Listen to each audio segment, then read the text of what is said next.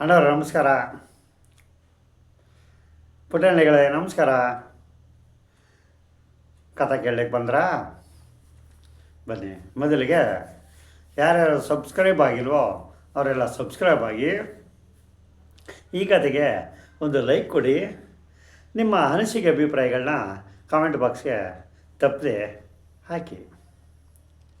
ಈಗ ಕತೆ ಶುರು ಮಾಡೋಣ. ಒಂದು ಊರಿನಲ್ಲಿ ಅಮ್ಮ ಮಗ ಇಬ್ಬರು ಇರ್ತಾರೆ. ಮಗನಿಗೆ ಸಿಟಿ ಒಳಗಡೆ ಬ್ಯಾಂಕ್ ಮ್ಯಾನೇಜರ್ ಆಗಿ ಜಾಬ್ ಆಗಿರ್ತದೆ. ಅವನು ಸಿಟಿ ಬಂದ್ಬಿಟ್ಟು ಬ್ಯಾಂಕಿನ ಕೆಲಸ ನಿರ್ವಹಿಸ್ಕೊಂಡು ಹೋಗ್ತಾ ಇದ್ದಾನೆ. ಇನ್ನು ಅಮ್ಮನಿಗೆ ಊರಿನಲ್ಲಿ ತಮ್ಮದೇ ಆದ ಮನೆ, ಒಂದು ತೆಂಗು ತೋಟ ಇತ್ಯಾದಿ ಊರಲ್ಲಿರುತ್ತೆ. ಹಬ್ಬ ಹರಿದಿನಗಳಿಗೆ ಮಗ ಅಮ್ಮನ ತಗ ಬರೋದು, ಹಬ್ಬದ ಒಂದು ಅಡುಗೆ ಪಡುಗೆ ಊಟ ತಿಂಡಿ ಎಲ್ಲನೂ ಮಾಡ್ಕೊಂಡು ಹೋಗೋದು ಅವನ ಕರ್ತವ್ಯ ಆಗಿತ್ತು. ಒಂದು ಸರಿ ಊರಿಗೆ ಬಂದಾಗ, ಅಮ್ಮ ನೀವು ಒಬ್ಬರೇ ಏನು ಮಾಡ್ತೀರಾ ಇಲ್ಲಿ? ಒಬ್ಬರಿಗೆ ಬೇಜಾರಾಗಲ್ವಾ? ನಡಿ ಸಿಟಿಗೆ ಹೊಂಟೋಗಮ್ಮ ಅಂತ ಮಗ ಕೇಳುತ್ತೆ. ಅದಕ್ಕೆ ಅಮ್ಮ ಹೇಳ್ತಾರೆ, ಇಲ್ಲಪ್ಪ, ಈ ಮನೆ ನೋಡ್ಕೊಳ್ಳೋರು ಯಾರು? ಈ ಮನೆ ಜವಾಬ್ದಾರಿ ನನ್ನ ಮೇಲೆ ಬಿದ್ದಿದೆ. ಮತ್ತು ತೆಂಗಿನ ತೋಟ ಇದೆ, ಆ ತೋಟ ನೋಡ್ಕೋಬೇಕು. ಅದು ಅಲ್ಲದೆ ನನಗೆ ಬೆಂಗಳೂರು ಸಿಟಿ ಅಂಥದ್ದು ಹಿಡಿಸೋದಿಲ್ಲ, ನೀನು ಹೋಗಪ್ಪ ಅಂಥೇಳಿ ತಾಯಿ ಮಗನಿಗೆ ಹೇಳ್ತಾಳೆ. ನೀನು ಯಾವಾಗ ಕೇಳಿದ್ರು ಯಾವಾಗ ಕರೆದ್ರು ಇದೇ ಮಾತಾಡ್ತೀಯಮ್ಮ, ನನ್ನ ಜೊತೆ ನೀನು ಇರಬೇಕು ಅಂತ ನಿನಗೆ ಆಸೆ ಇಲ್ಲ ಅಂಥೇಳಿ ಮಗ ಬೇಜಾರು ಮಾಡ್ಕೊಂಡು, ಸರಿ ಅಮ್ಮ ಇಬ್ಬರೂ ತೋಟಕ್ಕೆ ಹೋಗಿ ಬಂದ್ಬಿಡೋ, ನಡಿ ಒಂದು ವೀಕ್ಷಣೆ ಬಂದ್ಬಿಟ್ಟು ಆಮೇಲೆ ನಾನು ಕೆಲ್ಸಕ್ಕೆ ಹೋಗ್ತೀನಿ ಅಂತ ಹೇಳ್ಬಿಟ್ಟಮ್ಮ ಅಮ್ಮ ಮಗ ಇಬ್ಬರು ತೋಟಕ್ಕೆ ಹೋಗ್ತಾರೆ.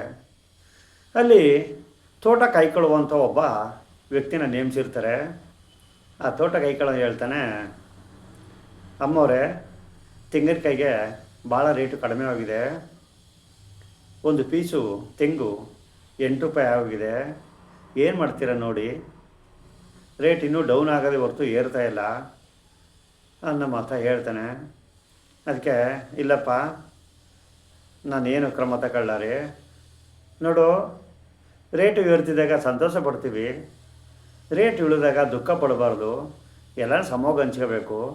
ದೇವರು ಮಾಡ್ದಾಗಲಿ ಏನು ಅನುಭವಿಸ್ಬೇಕು ಅದನ್ನು ಅನುಭವಿಸೇ ತೀರಿಸ್ಬೇಕಲ್ವಾ? ಆದ್ದರಿಂದ ತೆಂಗನ್ನು ಇಷ್ಟು ಕಡಿಮೆ ರೇಟ್ಗೆ ಕೊಡೋದಿಲ್ಲಪ್ಪ, ಎಲ್ಲ ಇಳಿಸು, ಮನೆ ಗುಡ್ಡಕ್ಕಮ್ಮ ಅಂತ ಹೇಳ್ತಾರೆ. ಆಗ ಮಗ ತೋಟದಿಂದ ಮನೆಗೆ ಬಂದ್ಬಿಟ್ಟು, ಅಮ್ಮ ನಾನು ಕೆಲಸಕ್ಕೆ ಹೋಗ್ತೀನಿ ಅಂತೇಳಿ ಹೊಂಟು ಬಿಡ್ತಾನೆ. ಅಷ್ಟೊತ್ತಿಗೆ ತೋಟಕಾಯಿವನು ಬರ್ತಾನೆ. ಬಂದ್ಬಿಟ್ಟು, ಅಮ್ಮವರೇ ಕಾಯಿ ತಂದಿದ್ದೀನಿ, ಏನು ಇಳಿಸೋದು ಅಂತ ಕೇಳ್ತಾರೆ. ಹಿಂದ್ಗಡೆ ಗೋಡನ್ಗೆ ಹಾಕ್ಬಿಡಪ್ಪ ಅಂತ ಹೇಳ್ಬಿಟ್ಟಮ್ಮ ಹಂಗೆ ಮಾತುಕತೆ ಶುರು ಮಾಡಿಬಿಟ್ಟು, ನೋಡು, ಸಿಟಿ ಒಳಗಡೆ ತೆಂಗು ಮಾರಾಟಗಾರರು ಇದ್ದಾರೆ, ಅವ್ರ ನಂಬರ್ ನನ್ನ ತಮ್ಮಿದೆ, ಕಾಂಟ್ಯಾಕ್ಟ್ ಮಾಡ್ತೀನಿ. ಅಲ್ಲಿ ಬೆಂಗಳೂರಲ್ಲಿ 50-60 ರೂಪಾಯಿ ಇದೆ. ಅವ್ರು ನಾನು ಸ್ವಲ್ಪ ಫೋನ್ ಮಾಡಿದ್ರೆ ಹೋಲ್ಸೇಲೆಲ್ಲ ನೀವು ಎತ್ತು ಬಿಡೋ ಸುಮ್ಮನಿರು ಅಂಥೇಳಿ ಆ ಅಮ್ಮ ತೋಟಕಾಯಿಗೆ ಹೇಳ್ತಾಳೆ. ಅದರಂತೆ ಫೋನ್ ಮಾಡ್ತಾರೆ. ಒಂದು 2 ದಿನ ಬಿಟ್ಟು ಬರ್ತೀನಮ್ಮ ಅಂತ ತೆಂಗಿನಕಾಯಿ ತಗೊಳ್ಳೋನು ಸಿಟಿಯವನು ಹೇಳ್ತಾರೆ.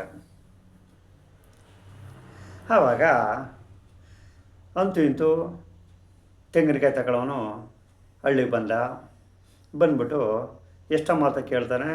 50 ರೂಪಾಯಿ ಅಂತ ಹೇಳ್ತಾರೆ. ಸರಿ, 50 ರೂಪಾಯಿಗೆ ಇಷ್ಟು ಕಾಯಿ ತಗೋಪ್ಪ ಹೋಗು ಅಂದ್ಬಿಟ್ಟು ಹೇಳಿ ಕಳಿಸ್ತಾರೆ. ಇನ್ನೂ ಬೇಕಾದಷ್ಟು ಕಾಯಿ ಇರ್ತದೆ.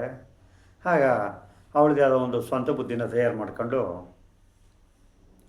ಇದನ್ನು ತೆಂಗಿನ ಕೊಬ್ಬರಿ ಎಣ್ಣೆ ಮಾಡಿದ್ರೆ ಹೇಗೆ, ತೆಂಗಿನ ಎಣ್ಣೆ ಮಾಡಿದ್ರೆ ಹೇಗೆ ಅಂತೇಳಿ ಒಂದು ಐಡಿಯಾ ಬರ್ತದೆ. ತೆಂಗಿನ ಎಣ್ಣೆನೂ ಮಾಡ್ತಾಳೆ.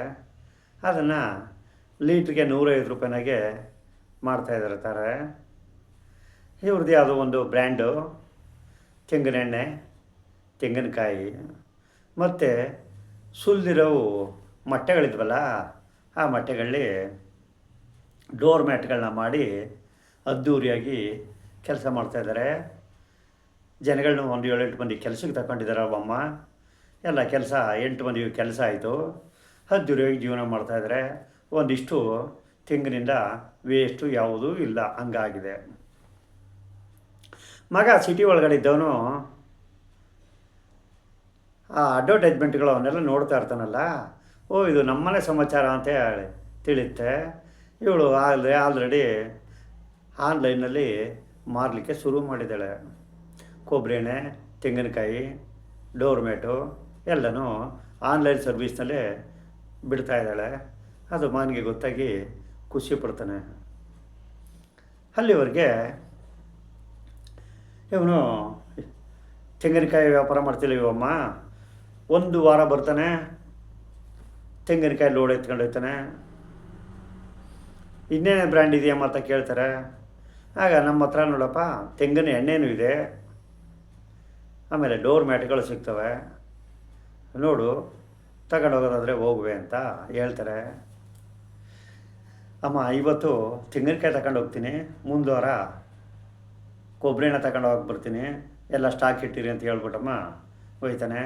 ಅದರಂತೆ ದೊಡ್ಡ ಗಾಡಿ ತಂದ್ಬಿಟ್ಟು ಕೊಬ್ಬರಿ ಎಣ್ಣೆ ಲೋಡ್ ಮಾಡ್ಕೊಂಡು ಹೋಗ್ತಾನೆ. ಆ ಮ್ಯಾಟ್ಗಳನ್ನ ನೋಡ್ತಾನೆ, ಡೋರ್ ಮ್ಯಾಟು ಇದೇ ಆಗಮ್ಮ ಅಂತ ಕೇಳ್ತಾರೆ. ಇದು ಪೀಸ್ 50 ರೂಪಾಯಿನಪ್ಪ ಅಂತ ಹೇಳ್ತಾಳೆ ಅವಮ್ಮ. ನೆಕ್ಸ್ಟ್ ವೀಕ್ ಬರ್ತೀನಮ್ಮ ಅಂದ್ಬಿಟ್ಟು ತಿಳ್ಕೊಂಡು ನೆಕ್ಸ್ಟ್ ವೀಕ್ ಒಂದು ಡೋರ್ ಮ್ಯಾಟ್ಗಳನ್ನ ತುಂಬ್ಕೊಂಡು ಹೋಗ್ತಾರೆ. ಇದು ಊರು ಜನಗಳಿಗೆ ಎಲ್ಲ ಉರಿತಾ ಕೂತದೆ. ಅಲ್ಲಪ್ಪ ಏನು ಕಣಿ ಎತ್ಕಣಿ ಹೆಂಗಂಗೆ ಇದ್ದವರು, ಇವತ್ತು ಓನ್ ಫ್ಯಾಕ್ಟ್ರಿ ಇದೆ, 8-10 ಜನ ಕೆಲಸ ಮಾಡ್ತಾಯಿದ್ದಾರೆ, ಹೆಂಗೆ ಏನು ಅಂತೇಳಿ ಊರವರೆಲ್ಲ ಬಂದು ಇವಳು ಮನೆ ಮುಂದೆ ಜಮಾಯಿಸಿದ್ದಾರೆ. ಆಗ ಊರವರೆಲ್ಲ ಕೇಳ್ತಾರೆ, ಏನು ಈ ಥರ ಐಡಿಯಾಗಳೆಲ್ಲ ಬಂದ್ಬಿಡ್ತು. ಹೌದಪ್ಪ, 8 ರೂಪಾಯಿಗೆ ಕಾಯಿ ಕೊಡೋದಕ್ಕೆ ನಮ್ಮದೇ ಆದ ಒಂದು ಬ್ರ್ಯಾಂಡ್ನಲ್ಲಿ ತೆಂಗು, ಕೊಬ್ಬರಿ ಎಣ್ಣೆ, ಮ್ಯಾಟು ಎಲ್ಲನೂ ತಯಾರು ಮಾಡ್ತಾಯಿದ್ದೀವಿ. 8-10 ಜನ ಕೆಲಸ ಮಾಡ್ತಾಯಿದ್ದಾರೆ. ಹಾಗಾಗಿ ನಮ್ಮದೇ ಆದ ಬ್ರ್ಯಾಂಡು, ಲಾಭ ಯಾಕೆ ಬರೋಕ್ಕಿಲ್ಲ? ನೀವೆಲ್ಲ ಎಂಟರ್ಟಾಗಿ ಮಾಡ್ತಾಯಿದ್ದೀರಲ್ಲ, ನೋಡು ನಮಗೆ ಎಲ್ಲ ಒಂದಿಷ್ಟು ವೇಸ್ಟ್ ಅನ್ನೋದೇ ಇಲ್ಲ, ಎಲ್ಲ ಅಚ್ಚುಕಟ್ಟಾಗಿ ಬ್ರ್ಯಾಂಡ್ ಮಾಡಿ ಡೆಲಿವರಿ ಕೊಡ್ತಾಯಿದ್ದೀವಿ ಅಂತ ಹೇಳ್ತಾರೆ. ಜನಗಳಿಗೆಲ್ಲ ಒಂಥರ ಹೊಟ್ಟೆ ಕಿಚ್ಚಿದ್ರು ಖುಷಿ ಪಟ್ಕೊಂಡು ಹೋಗ್ತಾರೆ. ಈ ಕಡೆ ಮಗ ಬೆಂಗಳೂರಿಂದ ಹಳ್ಳಿ ಬರ್ತಾನೆ. ಅಮ್ಮ ಏನಮ್ಮ ಇದು, ನಂಬಕ್ಕೆ ಆಗಲ್ವಲ್ಲಮ್ಮ, ಇಷ್ಟು ಬುದ್ಧಿ ನಿನಗೆ ಹೆಂಗಮ್ಮ ಬಂತು ಅಂತ ಮಗ ಕೇಳ್ತಾನೆ. ವಯಸ್ಸಿಗೂ ಬುದ್ಧಿಗೂ ಭಾಳ ಹೆಚ್ಚು ಕಡಿಮೆ ಇದೆಯಪ್ಪ, ಯಾವ ವಯಸ್ಸಾದ್ರೇನು ಬುದ್ಧಿ ಕಲಿಯೋ ಬುದ್ಧಿ ಇರಬೇಕು ಅಷ್ಟೇ, ಆಯಿತಾ? 8 ಮನೇಲಿ ಮಾರ್ಬಿಡು ಅಂತ ಹೇಳ್ತಿದ್ದೆಯಲ್ಲಪ್ಪ, ನೋಡು ಈಗ 8 ಜನ ಕೆಲಸ ಮಾಡ್ತಾಯಿದ್ರೆ ಅವರೆಲ್ಲ ನಾನು ಮೇಂಟೈನ್ ಮಾಡ್ಕೊಂಡು ಹೋಗ್ತಾ ಇದ್ದೀನಿ. ಹಾಗಾಗಿ ನಾವು ನಮ್ಮದೇ ಆದ ಒಂದು ವಿಶೇಷತೆನ ಕಂಡುಹಿಡ್ಕೋಬೇಕು, ಎಲ್ಲ ಮಾಡ್ತಾರೆ ಅಂತೇಳಿ ನಾವು ಮಾಡಬಾರ್ದು ಅಂತ ಮಗನಿಗೆ ನೀತಿ ಹೇಳ್ತಾಳೆ. ಸರಿನಮ್ಮ, ನಿಮ್ಮ ಇಷ್ಟವನ್ನು ಮಾಡಿ ಅಂತೇಳಿ ಸುಮ್ಮನಿಗಾಯ್ತಾನೆ. ಹೀಗೆ ಸ್ನೇಹಿತರೆ, ಎಷ್ಟೋ ವಿಚಾರಗಳನ್ನ ಎಷ್ಟೋ ಜನರಿಗೆ ಗೊತ್ತಿರ್ತದೆ, ಆದರೆ ಅವ್ರಿಗೆ ಸಪೋರ್ಟ್ ಮಾಡೋ ಧೈರ್ಯ ಇರೋಲ್ಲ, ಮ್ಯಾನೇಜ್ ಮಾಡೋ ಮಾರ್ಕೆಟಿಂಗ್ಗೆ ಹಾಕೋ ಧೈರ್ಯ ಇರೋಲ್ಲ. ಹಾಗಾಗಿ ಅವರು ಇವರು ಗ್ರಾಹಕರು ಹೇಳೋದಾಗಿಳೆಲ್ಲ ಕುಣಿತಾ ಇರ್ತಾರೆ. ಹಾಗಾಗಿ ಈ ಕಥೆಯಿಂದ ಏನು ತಿಳಿತದೆ ಅಂತಂದರೆ, ಯಾವುದೇ ವಿಚಾರ ವಿನಿಮಯಗಳಾಗಲ್ಲ, ನಾವು ಶ್ರದ್ಧೆ ಪಟ್ಟು ಮಾಡಬೇಕು, ಆ ಶ್ರದ್ಧೆಗೆ ತಕ್ಕ ಪ್ರತಿಫಲ ಇದ್ದೇ ಇರ್ತದೆ ಅಂಥೇಳಿ ಈ ವಿಡಿಯೋದಲ್ಲಿ ತಿಳಿಸ್ತಾ ಇದ್ದೀನಿ. ನೆಕ್ಸ್ಟ್ ವಿಡಿಯೋದಲ್ಲಿ ಮತ್ತೆ ಸಿಗೋಣ ಸ್ನೇಹಿತರೆ. ಅಲ್ಲಿವರೆಗೆ ನಮಸ್ಕಾರ, ಬಾಯ್.